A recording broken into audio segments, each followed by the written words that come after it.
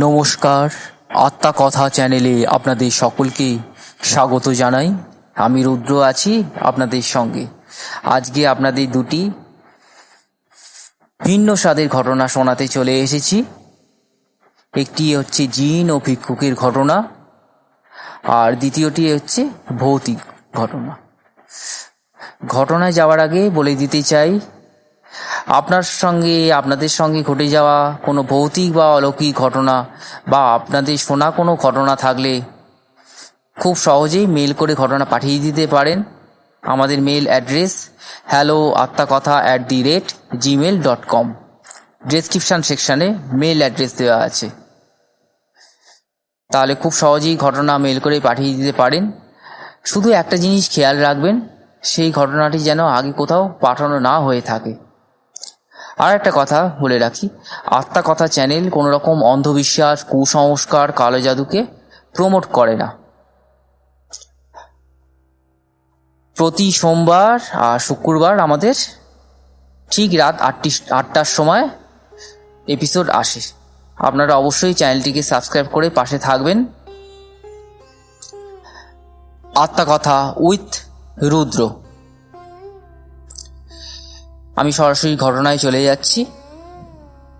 একটি গ্রামে এক ভিক্ষুক ব্যক্তি বাস করতেন। ভিক্ষুক ব্যক্তির বাড়িতে কেউ ছিল না, তার থাকারও কোনো ঘরবাড়ি ছিল না। সে একটি বটগাছের তলাতেই তার দিন কাটাতো। সারাদিন ভিক্ষা করে যা পেত তাই দিয়ে খাবার কিনে নিয়ে এসে তার চলতো। এইভাবেই দিন কাটছিল ভিক্ষুকের। একদিন ভিক্ষুক ভিক্ষা করে নিয়ে রাত্রির দিকে বাড়ি ফিরছে খাবার কিনে নিয়ে। হঠাৎ ফিরতে ফিরতে ভিক্ষুকের কানে এলো একটি বিড়ালের করুণ কান্নার শব্দ। তা ভিক্ষুক ব্যক্তি তো তাড়াতাড়ি করে একটু কাছে গিয়ে শুনতে গেল, দেখি কি হচ্ছে। কাছে গিয়ে ভিক্ষুক দেখলো যে দুটি ছেলে একটা ছোট কালো বিড়াল বাচ্চাকে ধরে রেখেছে, আর সেই বিড়াল বাচ্চাটি নিজেকে বাঁচানোর জন্য খুব চেঁচামেচি করছে। সেইটা দেখে তো ভিক্ষুকের মনে খুব কষ্ট হলো। ভিক্ষুক তাড়াতাড়ি করে সেই ছেলে দুটির কাছে গিয়ে বলল যে, বাবুরা, আপনারা এই বাচ্চাটাকে, বিড়ালটিকে দয়া করে ছেড়ে দিন, ওর কোনো ক্ষতি করবেন না।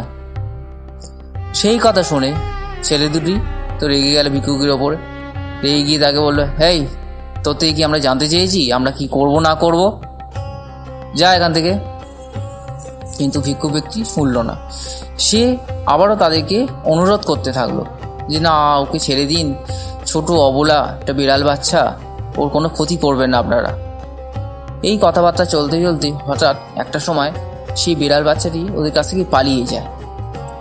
পালিয়ে যেতে তখন সেই ছেলে দুটি ভিক্ষুকের উপর প্রচণ্ড রেগে গেছে। রেগে গিয়ে বলছে, তোর জন্য এই বিড়ালটি পালিয়ে গেছে, আজকে তোকেই আমরা মারবো বলে ভিক্ষুককে তারা দুজন মিলে মারধর আরম্ভ করে। মারধর করতে করতে একটা সময় ভিক্ষুক জ্ঞান হারিয়ে রাস্তার পাশে পড়ে যায়। আর সেইটা দেখে সেই ছেলে দুটি সেখান থেকে ভয়ে ছুটে পালিয়ে যায়। তার কিছুক্ষণ পরে ভিক্ষুকের যখন জ্ঞান ফেরে, ভিক্ষুক দেখে ভিক্ষুক একটি বিশাল বড় প্রাসাদের মতন ঘরে পালঙ্কের ওপর শুয়ে আছে। তা ভিক্ষুক তো জ্ঞান ফিরে চমকে যায়, এখানে কিভাবে এলাম। তা ভিক্ষুক আস্তে আস্তে পালঙ্কে উঠে বসে। উঠে বসতে দেখে একটি লোক ভিক্ষুকের সামনে দাঁড়িয়ে আছে। ভিক্ষুককে নানা রকম সুস্বাদু ফল, শরবত খেতে দিয়েছে। তা ভিক্ষুক সেগুলো নিয়েছে। এবার ভিক্ষুককে দিয়ে সেই লোকটি সেখান থেকে চলে যায়। তা ভিক্ষুক খিদেও পেয়েছিল, ভিক্ষুক শরবত খেয়েছে, ফলও খেয়েছে, কিন্তু ভিক্ষুকের মনে চিন্তা হচ্ছে যে এইটা কোন জায়গা, আর আমি এখানে কীভাবেই বা এলাম।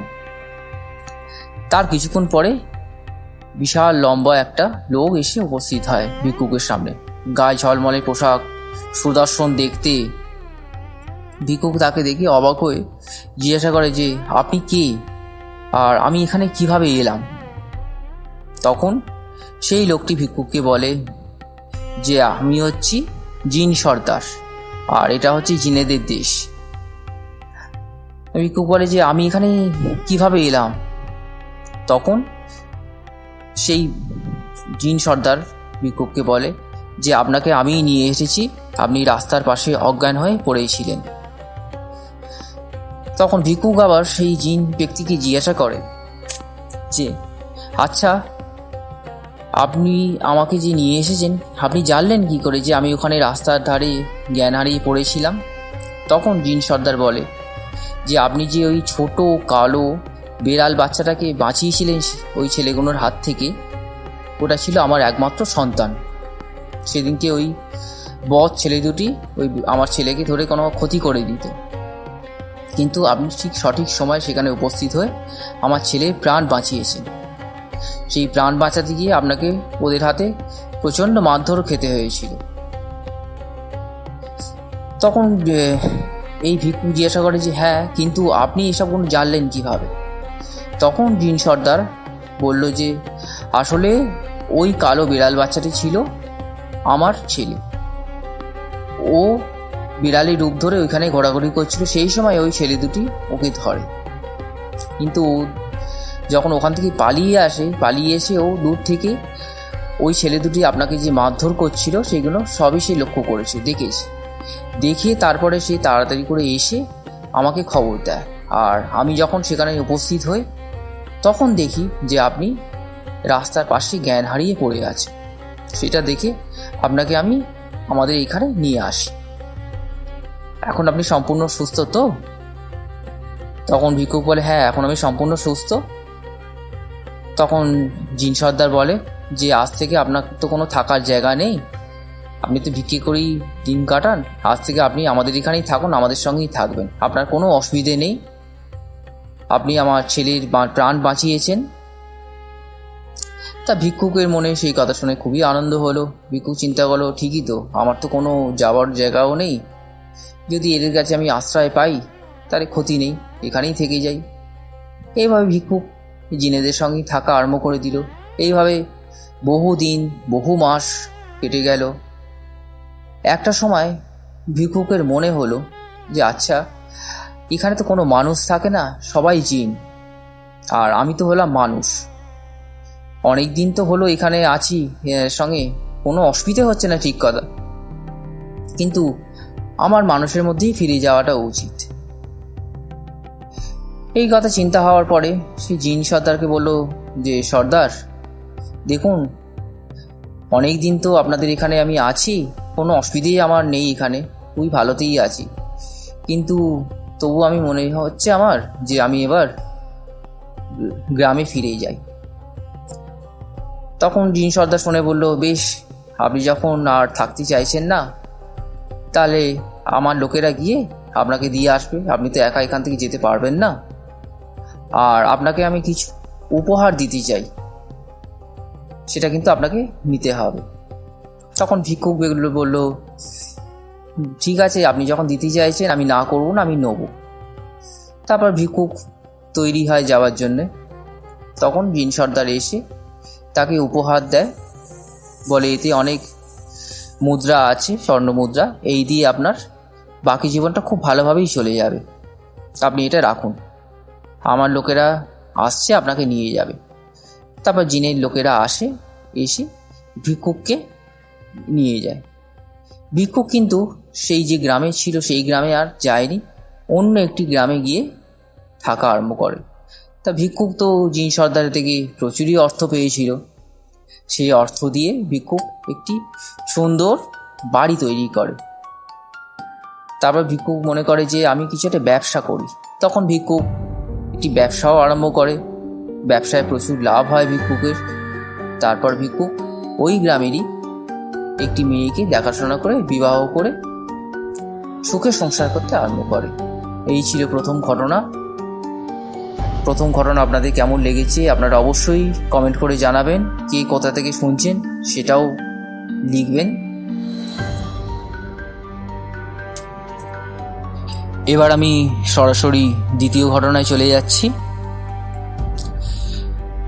এই ঘটনাটি আমার একটি শোনা ঘটনা, একজন বয়স্ক লোকের থেকে। আমি তাকে কাকু বলেই সম্বোধন করছি। এই কাকু তখন ক্লাস 9-এ পড়ত। এবার কাকু প্রতিদিন সন্ধেবেলা টিউশন পড়তে যেত একজন স্যারের কাছে। পড়ে ফিরতে মোটামুটি কাকুর এই 9:30-10টা বেজে যেত। তা অনেকটা রাত্রির হয়ে যেত, আর কাকু একটু ভীতু স্বভাবের ছিল বলে ওই ব্যাচে আরও কয়েকজন সিনিয়র দাদাও পড়তো। সিনিয়র দাদারা কাকুকে বাড়ি অবধি ছেড়ে দিয়ে যেত। এইভাবে দিন কাটছে, কোনো অসুবিধে নেই। একদিন কি হয়, কাকু পড়তে গেছে ব্যাচে, মানে কোচিংয়ে পড়তে গেছে, কিন্তু সেই দিন সেই সিনিয়র দাদারা আর পড়তে আসেনি। এবার কাকু তো পড়লো সমস্যায়। কাকুকে তাহলে এবার বাড়ি ফিরবে কী করে? একাই ফিরতে হবে, কোনো উপায় নেই। তারপর স্যারের কাছে পড়া শেষ হয়ে গেছে কাকুর। কাকু এবারে বাড়ির পথে রওনা দিয়েছে। কাকুর বাড়িটা অনেকটা মানে গলির ভেতরে, আর রাস্তাটা একটু অন্ধকার মতন ছিল। কাকুর নিজের মতন বাড়ি ফিরছে, নিজের মনে আসছে। আস্তে আস্তে কাকুদের ওইখানে একটা বাড়ি ছিল, সেই বাড়িতে একটা বয়স্ক বৃদ্ধা বাস করত। তা সেই বৃদ্ধা বেশ কিছুদিন হলো আগেই মারা গিয়েছিল। বাড়িটা পুরো ফাঁকাই পড়ে থাকছিল, ওই বাড়িতে আর কেউ ছিল না, অন্ধকার মতন বাড়িটা পড়ে থাকত। এইবারে কাকু তো ফিরছে কাকুর মতন।